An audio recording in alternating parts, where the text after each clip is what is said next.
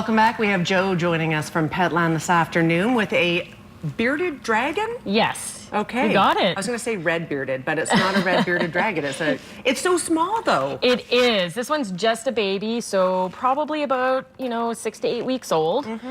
Still very young, has a lot of growing to do. So these guys, they do most of their growing in the first 18 months of their lives. So they go from cute little itty bitty like this to anywhere from 24 to 30 inches.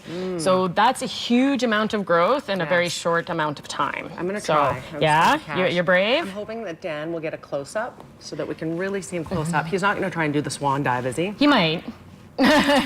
He or she, we're not exactly sure yet. Look at that guy. Go for the close-up. Okay, he's super cute. He's just a wee baby. Yeah. Beautiful red coloration.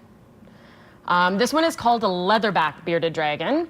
So really bright colors, but not very pronounced scales. So the regular bearded dragons are a lot rougher in appearance and to touch, whereas this one is very smooth.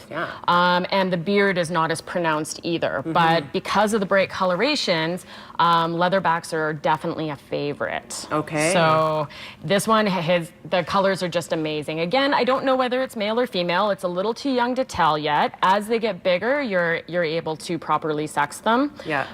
But right now, you still have some growing to do. Yes. So bearded dragons live to about 5 to 8 years, though it's not uncommon for them to reach 10 years old either. So, I mean, not as long term as some other reptiles, such as snakes or leopard geckos, but still a good commitment. So, very beginner friendly, actually. Okay. Their initial cost and setup can be quite expensive because they have certain requirements.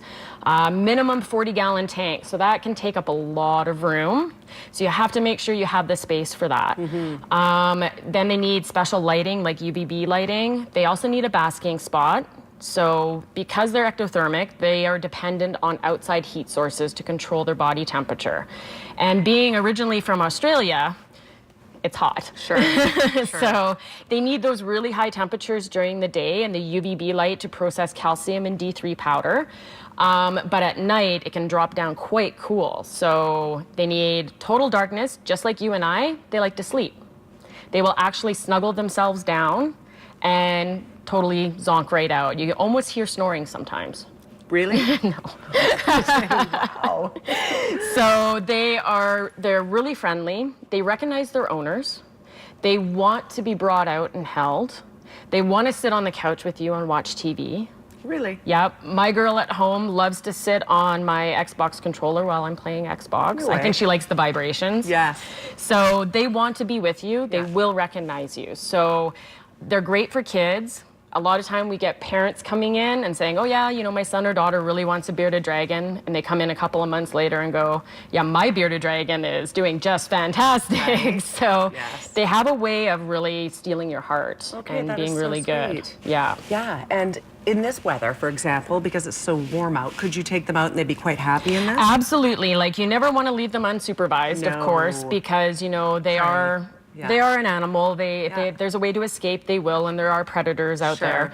But actually, natural sunlight, like what we're having today, is perfect for them. Here, let's see if I can scoot them around so you can get a nice view of them, or her. Or her. But natural sunlight is very, very important for them, and really good. And not just being placed in front of a window, though. That can actually be quite bad for them. Oh, really? Yeah, because a window is like a magnifying glass. It can intensify the heat and possibly hurt them.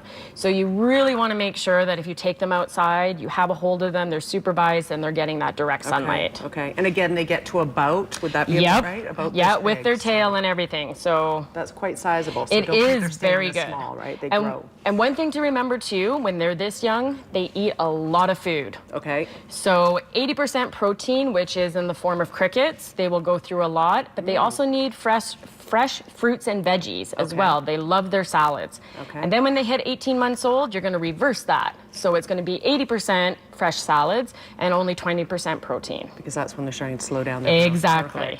We are out of time. We didn't talk a lot about all the things that go with, but you can see here there's a wide variety of things you can buy for your dragon if you want to. Absolutely. But certain things that you have to do. So a little bit of responsibility, but again, a great first-time pet for the right people that want to take it in and make it a family member. Exactly. Right? Awesome. And clearly Jo knows exactly what's going on because she has one at home. I do. Lots of knowledge. Yeah. Thank you for being here. Thank you.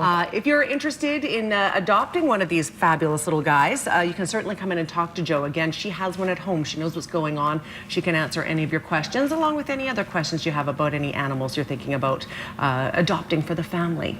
You can also check them out, of course, on Notre Dame, petland.ca. We're back after a quick break. Stay with us.